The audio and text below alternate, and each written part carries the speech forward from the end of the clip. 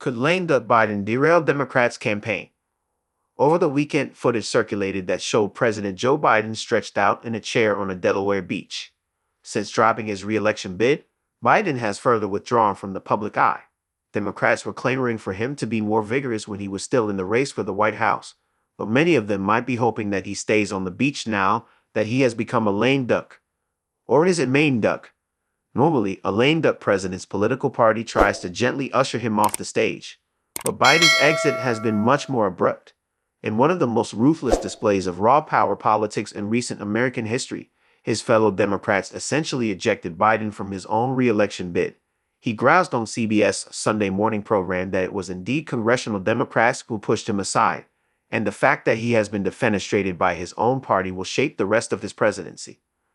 Last week, CNN reported on what the Biden team projected would be the four pillars of the final months of his presidency: continued implementation of key legislation, lowering costs and growing the economy through additional moves on student debt relief and efforts to bring down prescription drug prices, defending personal freedoms and civil rights by calling out hate and extremism, and ensuring U.S. strength, security, and leadership in the world. Both the overall contours and the particular details of this approach are revealing. Notice that the White House here is not talking about big legislative wins. Instead, it's focused on executive rulemaking messaging strategies and foreign policy endeavors. The specific executive actions laid out by the administration correspond to two prongs of Harris's campaign. Biden's continued efforts to erase student loan debt target the college-educated base of the Democratic Party, especially younger voters, and the populist proposal to bring down prescription drug prices echoes Harris' own attacks on high medical costs. Calling out hate and extremism seems a continuation of the soul of the nation strategy that has shaped so much of Biden's message as president. He even leaned into that theme in his Sunday morning interview, saying that Trump was a genuine danger to American security and accusing MAGA Republicans of having little regard for the political institutions of American democracy.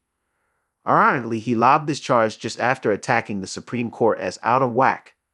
Chaos abroad has undermined Biden's claim of a return to normalcy, and the Israel-Hamas war has divided the Democratic coalition. If Biden can achieve a breakthrough in Israel or Ukraine, that could theoretically help Harris. However, the Middle East in particular has often disappointed presidential legacy gambits, as Bill Clinton knows only too well. July 2000's frantic Camp David summit ended in frustration.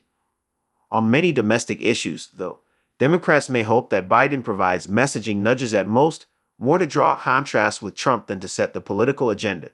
Even more than most vice presidents who have seized their party's presidential nomination, Harris has tried to distance herself from her former running mate. Part of Harris' campaign reset involves positioning herself as a de facto non-incumbent in order to avoid being tied to Biden's unpopular record.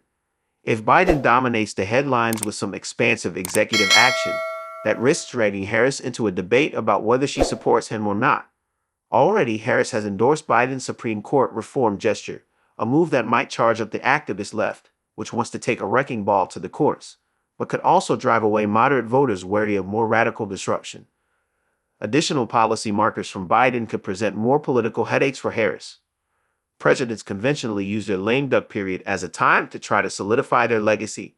Biden has defined his presidency in opposition to Trump, so his legacy is partly tied to November's election results. His allies might view a Harris win as the ultimate vindication of the Biden years, and now that Biden has dropped out, a Harris defeat could at least allow for the bitter balm of could have been, if only everyone had listened to Joe. In the meantime, the waves keep lapping the shore of Rehoboth Beach, as the Biden presidency is slowly, inexorably swept out to sea.